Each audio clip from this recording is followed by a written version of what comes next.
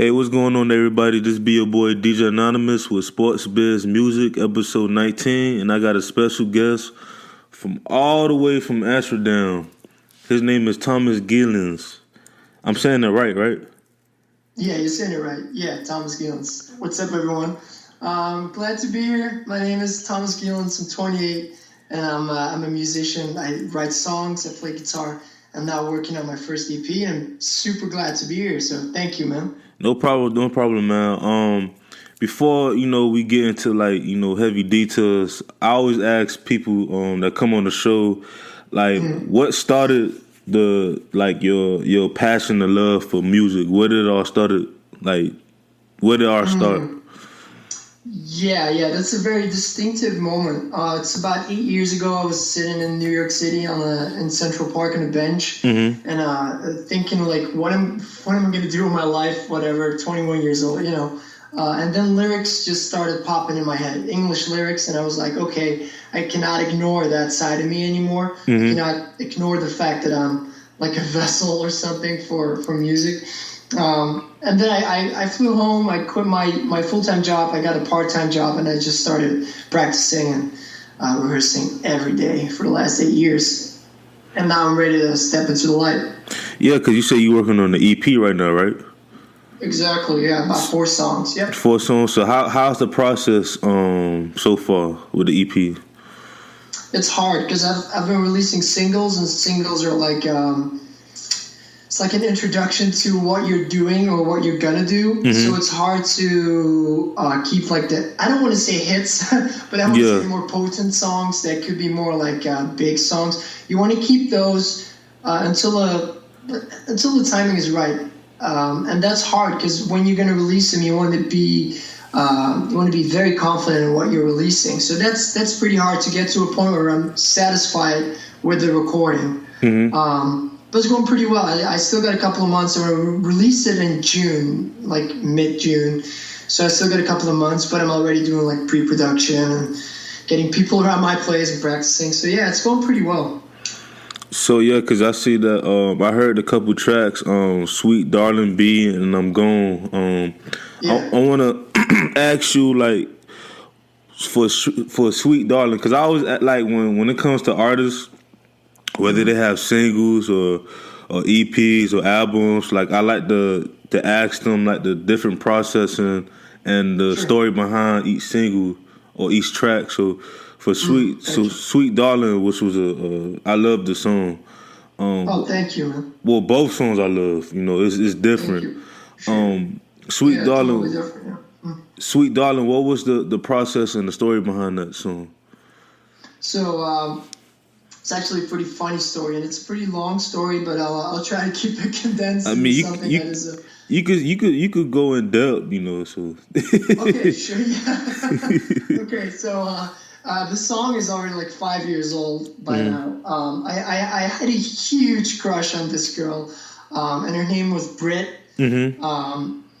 She worked at this local diner place, and I would eat there and drink there, and we would look at each other but never really connect with each other, and which was okay, But then I went home, and being the singer-songwriter guy I am, I grabbed my guitar and started to write a song about the girl who was just in my life, and that's how the whole phrase came to be, the whole Sweet Darling. That's basically referring to her.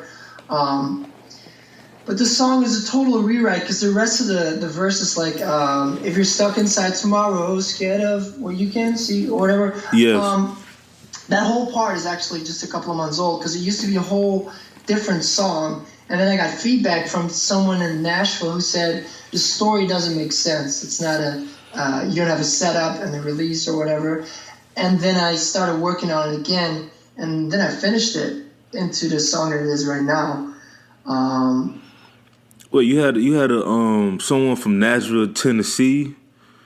Exactly. Yeah. Yeah. So you networking this exactly. Yeah. I appreciate that. I'm sorry to cut you off. No, you're good. Because I always tell artists, no matter what type of music that you do, networking, well, any industry, period, networking is always important. Like, you know, even me and you right now, even though we're doing the podcast interview, it's still network, you know what I'm saying? Like, you have, now you have a connection from someone that's in, you know, Miami, Florida. So it's like, it's very important to have that. So when you get, you're right, man. Yeah, and you're 100% right, because I'm actually planning a U.S. tour, a solo tour, just for 3 months to go everywhere, play everywhere I can, play every open mic I can, just you know, connect with people. And you're right, I would never be able to set a tour like that up if I wouldn't be like networking with people online. And yeah, it's great. It's great. I think the internet is a great tool, and I think a lot of artists really underappreciate the value that the internet brings. It gives you a platform. It gives everyone a platform, which means the competition is out there, but the opportunity is out there too, you know. Yeah, man. So the sweet darling, like, to go in more in depth with it. So when the last time did you talk to her? Whew. Yeah, that's the funny thing. We actually went to school together, and I went up to her once because I collected all the courage I needed to actually say hi to her, you know. Because I used to go to school with her, and she was, well, I don't know. When you're little, you don't really look at a girl as pretty or as hot, you know. You just it's a girl. But when you grow up and you're both 21, and you know, it's different. Start to happen. So I worked it up. I went up and I said, "Hey, remember me?" She was like, "Yeah, I remember you. You were in my class." I said, "Yeah," and then she said, "You always call me small person." So she held on to that, and then she immediately said, "But I'm busy. I gotta go." And I'm like, "Okay, yeah, okay, there you go. Okay, bye." I just walked off. Wow, so that was the last time y'all spoke? That was the last time, yeah. But then I met a new girl like a couple months later, and I actually wrote the new lyrics about her. Like, it's about unconditional love. I wanted to write a song because it's very like saturine. It's very sweet. It's like super sweet, but that's the comments I got. Like, it's super saturine. I don't really like it. And I'm like, that's okay. It's meant for people who don't mind, you know, like glowing like that. Like, you know, whatever happens, come to me. Whatever you feel, come to me. But if you feel like you want to go and you want to do crazy things, I'm there too. So then I just paired it up with that phrase, "Sweet Darling B," and I was like, okay, now we got a song. But the funny thing is, it actually started when I was watching Californication, the last episode of the last season, I think. What? That's a show? What show? What? That's a show, yeah, Californication with Hank Moody. It's a guy who also did, it's called David Dunofsky. I don't know his last name. I'm sorry.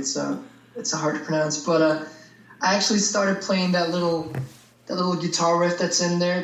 Yeah. So, and then I started singing, "If you're leaving on a plane tomorrow, will you still be there for me?" So it's a totally different song. Yeah. It didn't fit with the rest, so I rewrote it, and that's how the song actually, came to life again after my first draft. But I'm happy I released it, because a couple of people told me that they listen to it at night, or they listen to it in the morning, or when they need like a little pick me up or whatever, and that's the best feeling, you know.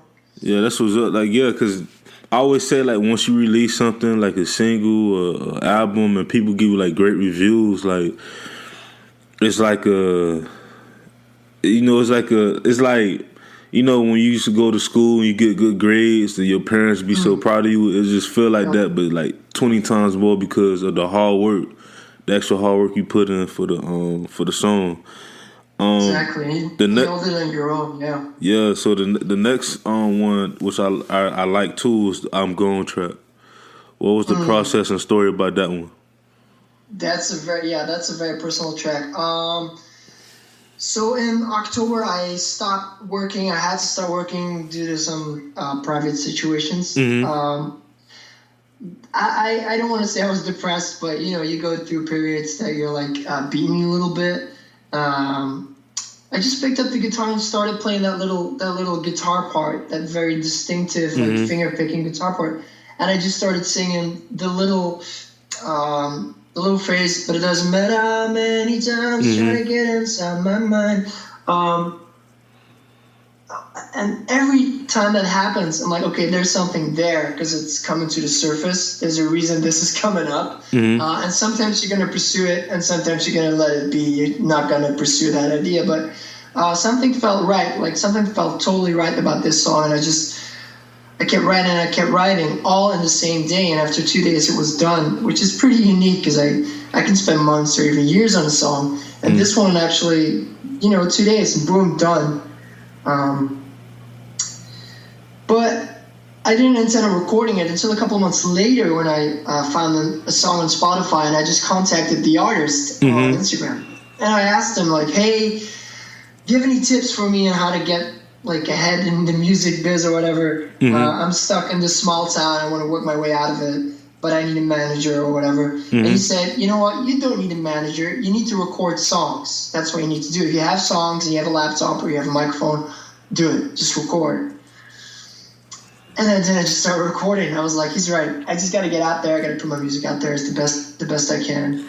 There's beauty in these beginnings. So I just started recording that song because it seemed to fit that period of my life, kind of like a therapeutic thing.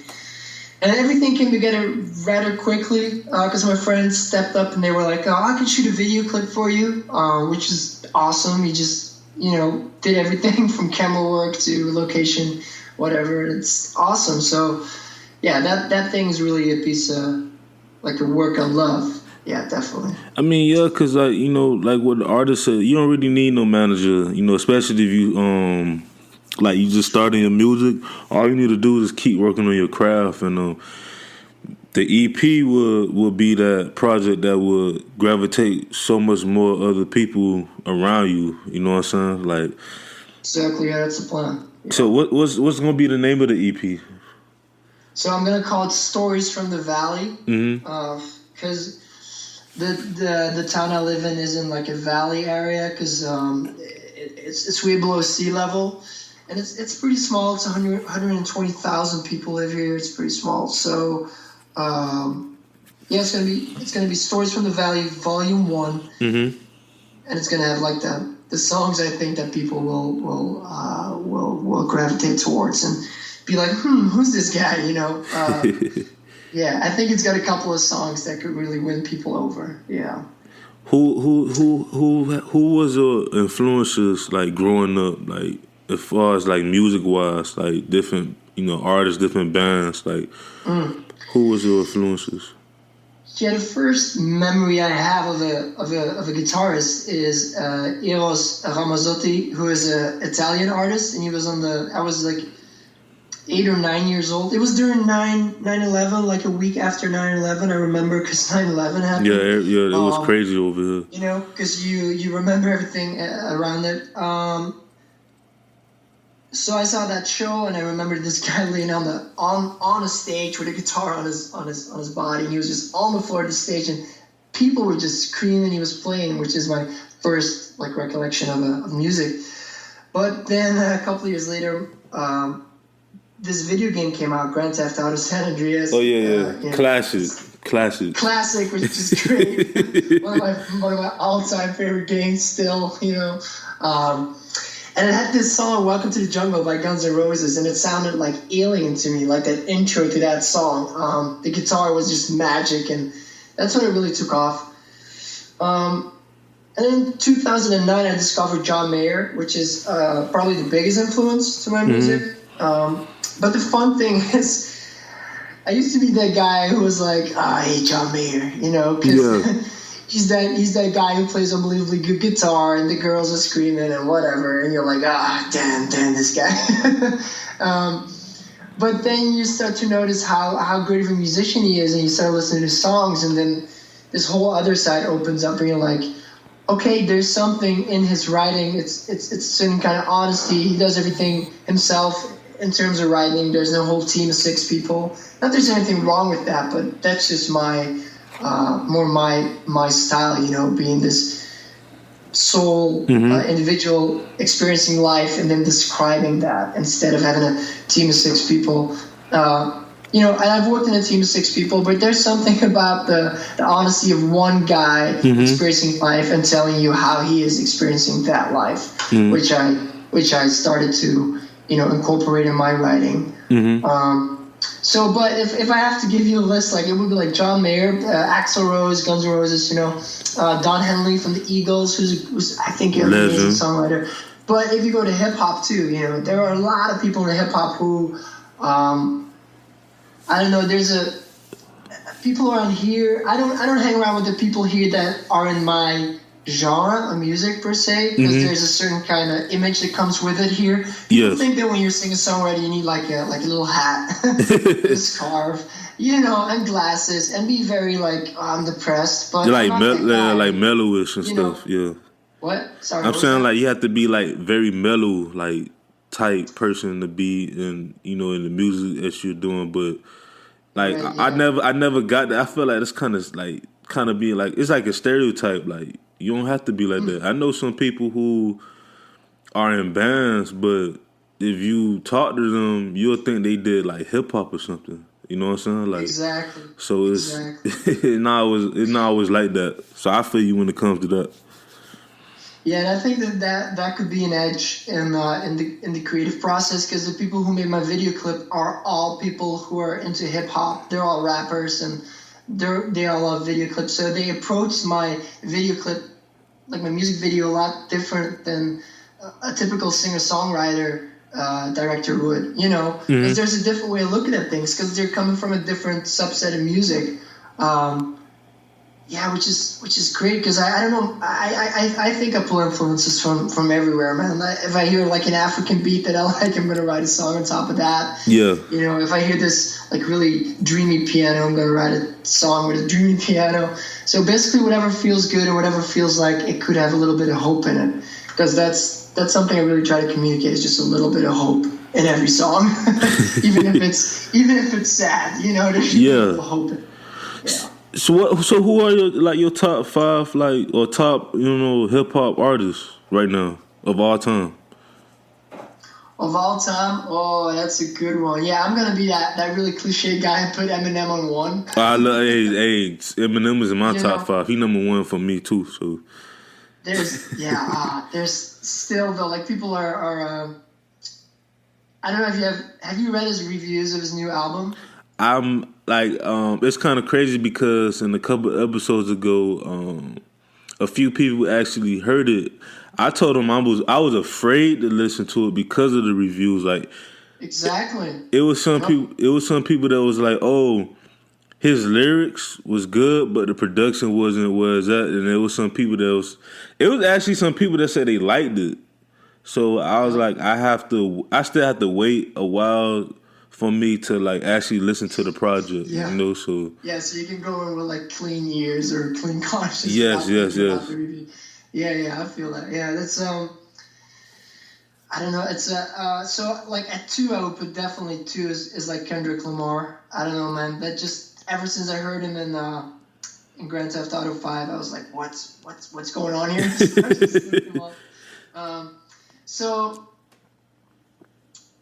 Let me think. So at 3, I would put, and this is gonna sound really corny. But I don't want to call him. I don't know if he's a rapper per se, but I really love The Weeknd. I don't know if he's a rapper though. The Weeknd, R&B. Yeah. Weeknd is kind of.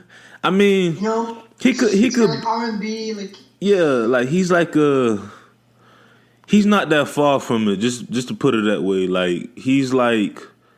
He's like in the hip hop like type realm. I call it if you could come up with like a category of music, he'll be like hip hop soul in a way. Yeah. You know what I'm saying? That's like, a good description. Yeah, hip hop soul. Yeah, there you go.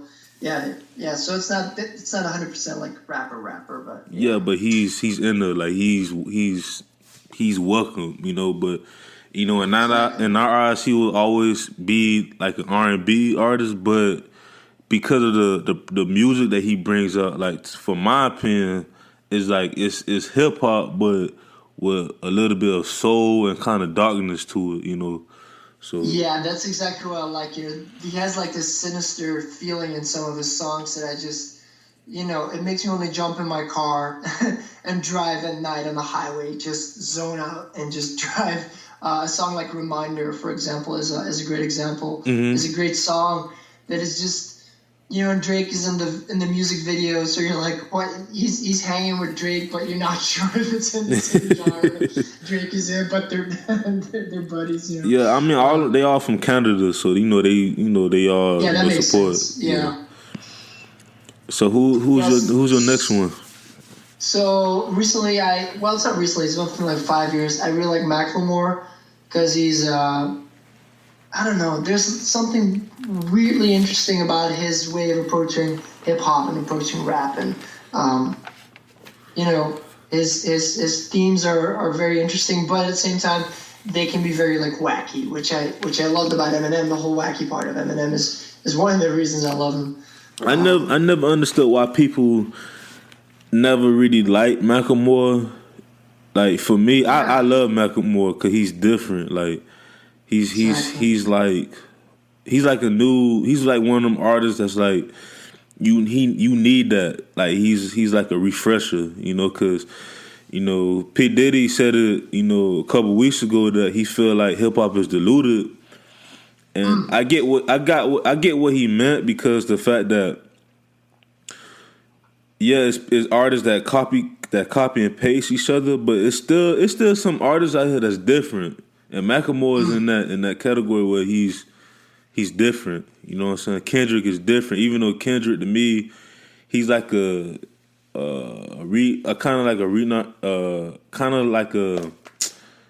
reminds me of Tupac a lot. He's like our generation of Tupac. Same thing with J. Cole. J. Cole is different, but he reminds me of Nas a lot. So definitely. But it's still artists that like they may have heavy influences from other artists, but they're different. Like Eminem was influenced by Redman and stuff, and Ludacris was influenced by him too, and Big Sean. Like you hear in their flows, but they're still different. So it's like we need that. In music in general, we need that. So yeah. I remember the whole video of Snoop Dogg getting angry. He was like, I despise all these people going like, yeah, it's true. And there's a certain, I don't totally despise that, because if you do it well enough, it's fucking cool. But yeah, it's like you said, it becomes a copy paste thing. It becomes like a cookie cutter. Like, okay, this works. This is a formula. Let's do it. And if you don't follow that formula, people can be like, "Oh, wow, that's weird," but it's still good. That's why I think good music will always survive. Like good music, people will always find good music.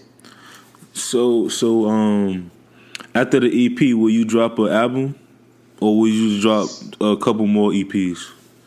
Yeah. So that's exactly the plan. I'm gonna drop more EPs. I'm gonna use this EP to tour around the United States, and if people are gonna come up to me and be like, "Hey, do you have an EP or an album?" I'm gonna give it to them for free. So everyone listening who's gonna ever visit me, I'm gonna give out my EP for free everywhere. I just want to get like a following. I just want to reach as many people as I can with my music, and then based off of that, I'm gonna record a second EP, and release that one.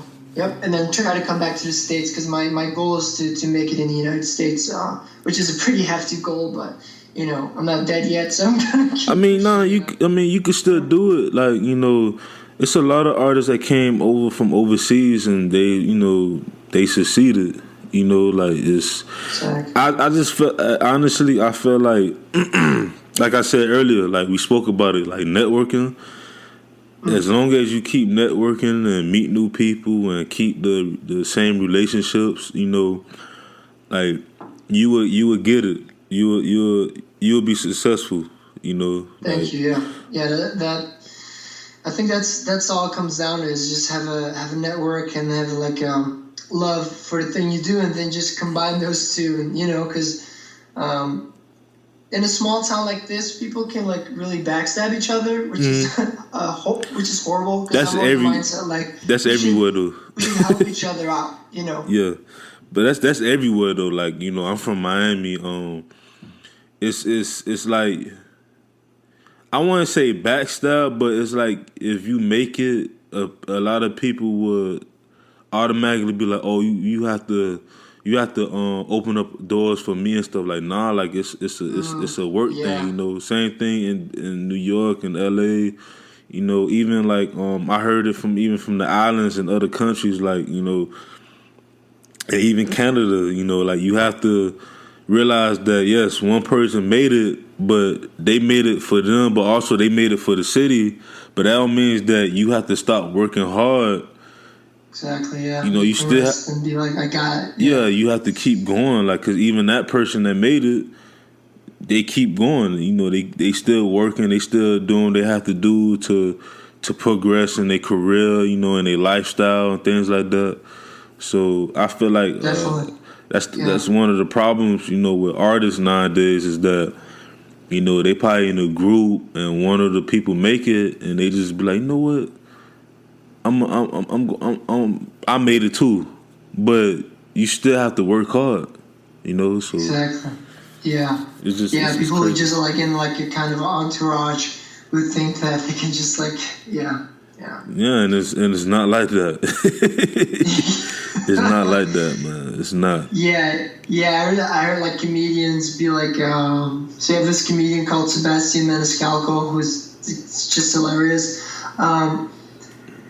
And they asked him, like, hey, how many people do you travel with? Like, how many people are in your team? And he's like, it's just me and my sound guy. and the host is like, what? And he said, well, you know, I know comedians who travel around with, like, 10 people, but he said, like, half of those people don't even belong there. Like, they're good guys, and it's all well when you're hanging out with them, but it feels more like you have to take him instead of like a sensible business decision, you know. So one, yeah, that's true. Cause that's another thing. Like business wise, you know, just like what Swiss Beats say, like the music industry is 95% business and 5% music. So when I heard that, you know, it's always one of the main important things is to always make sure that you brand yourself right. You know, you continue to make music, and like I said, like that's when everybody's gonna come to you. Like you don't have to worry about managers right now because they're gonna want to come to you and hopefully, man. Yeah, that's the point I'm trying to get to. Yeah, that they're gonna show interest in me instead of me having to be like, please like me or whatever. Yeah, it's gonna come. So, but what cities do you want to perform at in the States? So I'm gonna split it up into like East Coast and West Coast. So it's gonna be like New York. It's gonna be like Miami. It's gonna be like I'm gonna go inwards a little bit and go like let's think. Yeah, maybe I'm gonna even go to Atlanta because I got a couple of friends there. So I'm gonna drive a lot. So when I'm gonna drive, I'm gonna vlog everything. So I'm gonna update people and play everywhere. And then I'm gonna go to the West Coast, and that's really the part that I'm focusing on. It's gonna be like Seattle, and then it's gonna be like Portland, Oregon, Los Angeles. Maybe even try to get to Nashville. But that's the whole other way. So you know, but I'm still trying to work it out. But those cities, those like hubs of like creativity, I'm gonna try to visit them, visit my friends who are there, and you know, even play on the street, play on the subways in New York and stuff. I'm trying to work on permits right now because you can do that online. I just want to bring my music to the people like everywhere I can. So I'm going to try to be in every city in 3 months that I can be, like in as much cities as I can. And when you I'm going to finish up in LA. Yeah, you got to LA. I want to go to LA so bad. Like LA is like, don't get me wrong, Miami is great. Like Miami is like, you know, for you to come here, like exactly, like when you come, I can't wait. Like I'll show you around. Like you know, we have different parts of Miami. You know, and even like Broward County, Palm Beach County, like you know, we have Naples. That's like the west of us. So it's a lot. And Florida in general, like you know, Orlando, Jacksonville, Tampa, Pensacola. Yeah. It's a lot of great things, but. LA to me, I feel like it's like that hub for, you know, creators, you know, like, you know, it's not just in music, but like, you know, for business, you know, for designing, for fashion, And like I think it's crazy how like 80% of the world's like entertainment is made in LA, which is bizarre if you think about it. But yeah, that's the same reason you gotta go there. You gotta be there. Yeah, it feels like that's the place where people get made or broken or whatever for some weird reason. Do you have a desire to still be independent or to get signed one day? Yeah, that's a question I'm like asking myself once in a while, because on one hand I would love to have the support of a label and have like boundaries and them being like, okay, this is what we need, this is the sound we're looking for, because I'm very like, if you give me something I like to try to make it happen. But on the other hand I'm very honest and I would like to keep my independence, but it all comes down to what kind of a deal or what kind of a manager or what kind of people or what kind of team I have around me, I think if a label really, really wants you and people believe in you, they're going to let you go your own way and, maybe like do slight corrections along the way, not like big image changes to fit their needs, but be like, hey, Thomas, we're a little concerned about this or that. I wouldn't mind that, to be honest. I wouldn't mind a little, not, I wouldn't want to say control, but a little guidance. Yeah, that's a good word. So more like a partnership type or like a distribution deal. That's it. Yeah, it's more like a distribution deal and have like an experienced manager or team or two people in my team who are very skilled at what they do and decided to, help independent artists reach their goals. Yeah, that would be perfect. Yeah. Have you heard of an artist named Nipsey Hussle?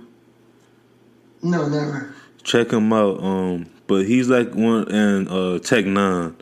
Nipsey Hussle's actually from LA, and Tech Nine he's from Kansas City, Missouri. I give you them examples because Nipsey Hussle been independent for a long time, making his own money and stuff like that. But he just got a partnership deal with not in the scope with Atlantic. So it's pretty much like it was time for him to. He like, you know what? I've done a lot independent, but let me create a partnership where I can have, some guidance, like you said, like, because everybody at the end of the day need some type of guidance, Exactly, yeah. I don't want to be that ignorant artist that's like, I know everything and I know the way to go, because I don't. And yeah, just like you said, sometimes people just reach the end of a certain phase and need something new and have like a guidance system, and if a partnership works out, that's perfect. I think, and I think the music industry is like moving towards those kind of deals more, because you have to, Yeah, you have to, because look at like on streaming, like iTunes and Spotify and SoundCloud and all these other platforms. Like you could get discovered just like that, Like it's just crazy, like social media and how technology is nowadays. Like back in the days, like just 12 years ago, like it was hard for different labels and execs to find talent, and it was hard for talent to get discovered by these labels and these execs and these managers. So it's like now it's like, to me, it's one of the greatest. I feel like this would be one of the greatest eras for both artists and for labels, because it's easier now, to find, because it's so many talent out here, so it's a beautiful thing in my eyes, like especially for me having my podcast and get to meet different people and especially artists and music and just build that brand. Because that's all we want to do at the end of the day is build our brand, So yeah, exactly. Yeah, we're moving like towards like an individual brand society instead of like a TV show or like a TV network that we used to watch or whatever. Now it's like people adore YouTubers. People adore podcasters like Joe Rogan or whatever. I listen to Joe Rogan. I love Joe Rogan. But those people all, like you said, build brands around their skill set and the things that they enjoy and the things that they want to talk about. And for me that's music. For someone else it's film. For totally someone else it's writing or poetry or whatever. Mm-hmm. I think the internet is a great outlet for that. Yeah. Mm-hmm.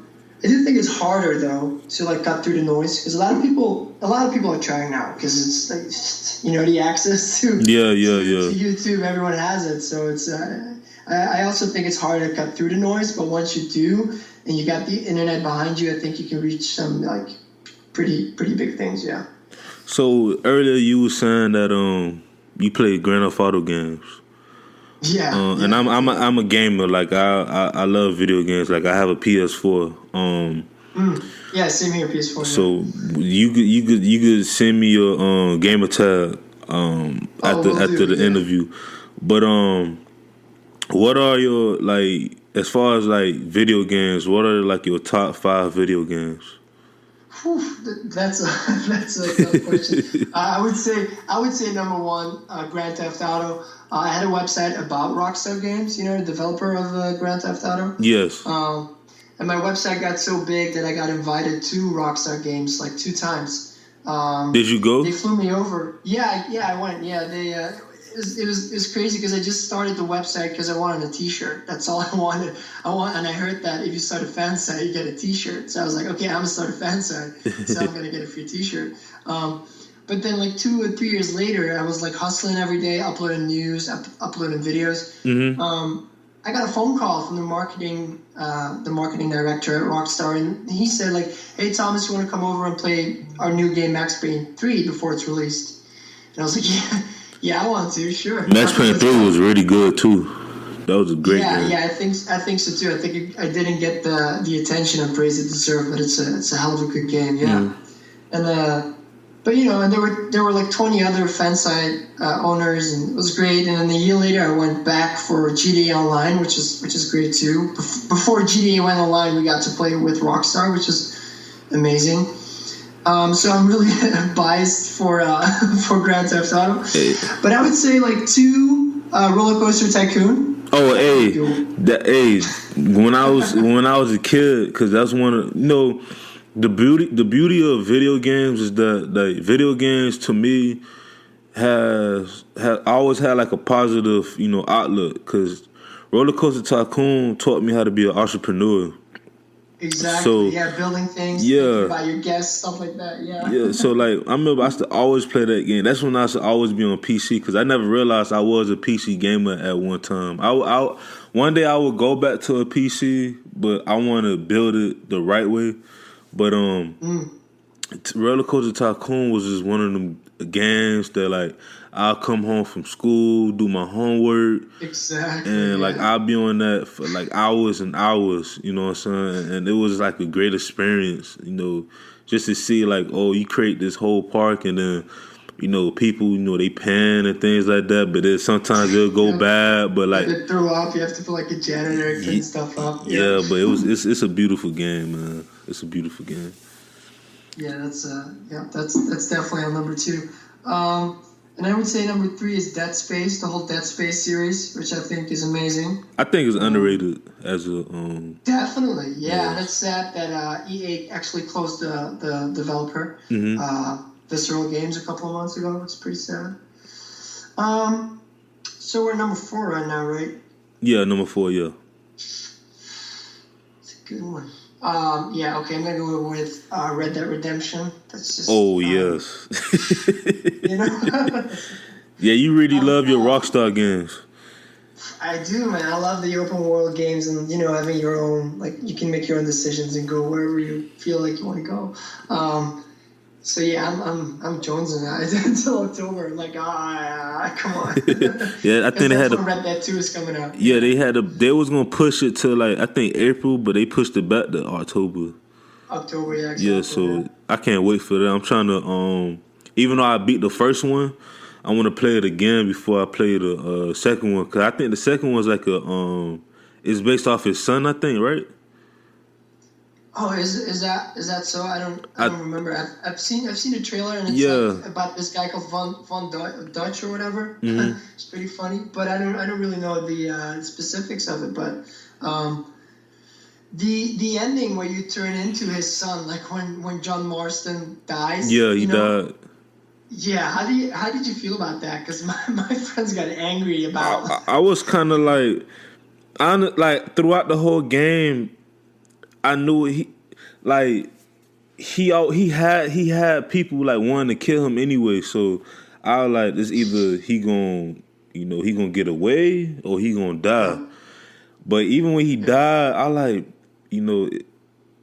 I like, damn, like why they had to do that? Because I really want to have another, like another sequel, and they did. But I heard that it's either based off his son or something. Like it's based off of like a somebody from his family or something like that. Cause I'm like you, I seen the trailer, but I've been trying to do my research on it, like to see what's the story behind it. Cause with me, as much as I love playing with my friends and playing online, like when it comes to video games, I love the story mode. Yeah, like I love single player. Yeah, same here, man. Yeah. Yeah, I'm all for online. I'm actually playing GTA Online these days, which is just stupidly fun.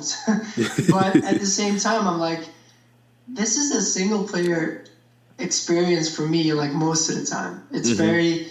I get immersed in a world that Rockstar built with every character and every story in it. And I think it's a little sad that a lot of publishers are moving towards like microtransactions. Yeah. So people are afraid that Red Dead Redemption 2 will also include a lot of microtransactions, which would be a shame. I don't like it. I'm still hoping for a solid single player, like you said. Like you can just get into that world and disappear for a while, and you don't have to bother with online squads or whatever. Yeah, I don't like that microtransactions thing, especially like on video games like 2K. Cause like I'm like, why would you buy your VCs for like $20, $30, $50? Where in the game you can earn them coins by just playing franchise mode. You could play like the My Player mode. You could like you get coins regardless. Like I never understood why it's people out here that actually buy.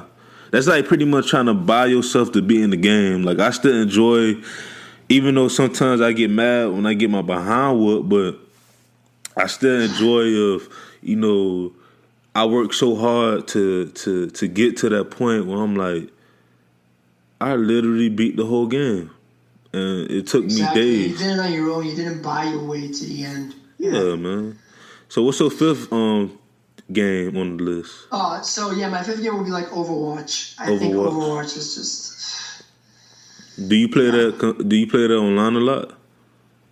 Yeah, I play online on PC, Overwatch, and it's great. But it just I recently started playing GTA Online, so I just stopped playing Overwatch. But it's great, one of the best multiplayer games I ever played. Yeah. Yeah, because that's just something I'm trying to. Because I went to school for sports management. I'm still going to school for that. Gotcha. And one of the industries that I want to really, want to go in is the esports industry. Ooh, yeah. It's not always about the money. It's just it's like, all right, when I was a kid, I used to play these games, right? And like nowadays, people getting paid for it, but also not just getting paid, but they getting notice about it. Like ESPN's covering like League of Legends and Overwatch and like Street Fighter. Like they actually ranking these people and like saying like, oh, this team make this much of money. Like it's just it feels good. So somehow, some way, like I don't know if as an agent or as a manager, I don't know as a player, because I love video games, but I don't know if I'll go pro as an esports player. But like somehow, some way, I want to be in the industry, one day, and just embrace it's super exciting. It's super exciting because I've watched the Overwatch League actually, which is great because I was just sitting at my computer and they would show this like arena, and on the left you got a team, on the right you got a team, and people just sitting at their computers and they come in, do a little walk, do a little dance, for their team. People are cheering them. I'm like, this is amazing. We're at a point where being good in a video game isn't being looked down upon anymore. It's something that people are actually starting to have respect for. Like that's a skill because you built that. You put hours and hours into to getting a game and getting strategies and everything and teamwork, because it's a sport just as much as every other sport, you know. Yeah. So I totally get that excitement that you have for it, because it feels like it's very, very, it's very young, but it's very like potent, like it could grow into something very, very big in a couple of decades. Yeah, definitely. So do you play Fortnite? I do, yeah, my PS4, yeah, definitely. I'm trying to get into it. Like I work with kids, and they always tell me, like, you know, you need to play Fortnite, coach. Like it's a good game. Like I tried it one day, I never understood it, but I guess my fiance, she's gonna be out of town this weekend, so I'm gonna use that time to try to, you know, play Fortnite and just to understand it, like just see like what people talking about. If you want to add me, you can just add me, and then we're gonna play. I can explain to you how it works. That's no problem. Yeah, just send me your gaming tab once we finish with the podcast, and you be on Twitch as well? No, I don't think so. No. Yeah, the streaming Twitch, the streaming thing. Exactly. Yeah. You gonna stream it, or you gonna? Yeah, I'm streaming. I'm on Twitch. Like I've been trying to, like, that's one of the things. Like streaming, like that's like another thing I do on the side. You know, like, you know, just stream. Like I wanna, like, when I say I'm a geek, I'm a nerd for life. Like I mean it. Like, you know, I just think about, you know, 10, 12, 15 years ago when I was a kid, just coming home and watching Dragon Ball Z and Dragon Ball Z, there you go. You know, just kicking back, and then, like, before I go to bed, I play my video game and stuff like that. Like I miss those days. I still do it, but, you know, with work and then different. It's different. Like it's time consuming now. Can't even get that, you know. But actually, before we end the podcast, there's always this question I always like to ask. My, you know, people that's on the that comes on the podcast is that, where do you see yourself 5 to 10 years from now? Like, should I do both of them, or just like choose either one of them? As far as what? Like 5 or 10 years? You want me to go 5 years? Or? You could do 5, because actually someone did 5. They said 5 and 10 years. Some said 20 years. Exactly. Yeah. Yeah. So you could do both. Okay, so in 5 years, I actually thought about it. In 5 years, I'm hoping to have like at least one album out that's very well received, and finished up a really good U.S. tour with a whole band, like having a whole stage, having buses with people. You know, that's something I hope to achieve within 5 years, to have. You know, I've made a little bit of a name. I don't have to be a superstar. I just want to be able to sustain a career within 5 years. That's basically the idea. And if I'm going to continue on that path, then hopefully in 10 years I will be a lot bigger, and I would have worked together with a lot of artists that I love, like John Mayer, and it would have been featured on other people's albums and stuff like that. Yeah. And then in 20 years, I'm probably gonna produce other people. After being the artist myself, you know, I just want to get my artist songs out there before I head into the studio and never come out, you know. So yeah, I think in 5 to 10 years I want to be a very successful artist, and working hard now, man. Hey, I can see that, man. Just by the music and just your passion about the music, and, you know, your knowledge, like. You know, one thing I always tell my interviewees is that never forget about me. Never forget about me. Man. I definitely won't. This is my first one, and this is very special to me. So I won't ever forget. No, I'm gonna try to meet up with you in Miami in the summer. Yeah, man, we got to link up. Like I said, I'll show you around the whole Miami, because a lot of people just think about South Beach, and they just think about the beaches, like. It's more. It's palm trees, and that's it. Yeah, it's more than just that. Like, it's, you know, like I tell people, Miami is still the South, so you're gonna have places where, you know, they cook Southern food. You know, Ooh, then you to try it. Yeah, then you gonna have places where they have the Caribbean food and stuff, and they have like all these food from different places, but. I want to show you the, like I said, the real Miami, the real Florida. Appreciate it, man. Yeah, that's the best way, I think, to experience the city. Even when I was living in Seattle, I had friends who were from Seattle, and that made it just a whole lot better because people who live in a place actually know a place, which is great. Thank you. I appreciate it. Yeah, man. So, any shout outs before we close it out? Any big shout outs? Yeah, I'll do a shout out to Lorenzo. He's the guy who made my music video. Just an all around awesome guy, and I consider him a creative genius behind a lot of things I'm gonna do, and I did. And a big shout out to an artist called Colton Avery for inspiring me to just start recording and start publishing my songs, which ultimately led to this interview, which is great. Yeah, thank you guys. Yeah, man, I appreciate you, coming on the show, man. Like, I'm still growing. The show's still growing. This episode 19, so I want to be like 100, 200, 300 episodes in. But like, as time progresses, like I want to meet. Yeah, I want to meet like my idols. Like, one day I want to sit down with a Dr. Dre or a DJ Drama. DJ Drama was like that DJ that, and he. It's like I wanted to be a DJ because of him, like he was just like he's an icon, so. But yeah, gotcha. Why not, man? That's it sounds so corny, but I'm always like, why not? Yeah, why not? Why not? It sounds so simple, but it's like this Will Smith quote. He says, "Everything is super simple, but we make it harder than it actually is," which I think is perfect. Mm-hmm. So yeah, man, I can definitely see it happen, and I'm super happy that you asked me to be on it because being here in the beginning is very, very special to me. So I can't wait to let people know that that we did this and that they can listen to it. Yeah, it's really man, good. I can't wait for that, man. I'm trying to get overseas, man, as well, and the same thing for here. Like, I want you to be known down here, so when you start your tour, really appreciate it. They be like, "Oh, DJ Anonymous did an interview about him, and he showed him a lot of love." Like, I want that, so definitely, all is well, man. But it's gotta be good.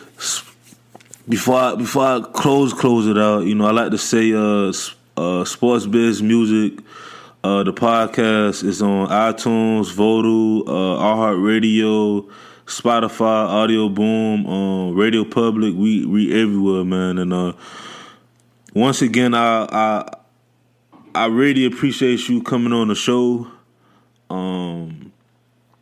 I wish you the best, especially on your EP, and I can't wait till you come down here. And thanks so much, man. I can't wait to come. Yeah, I can see you winning Grammys, man. That means a lot. You know what I'm saying?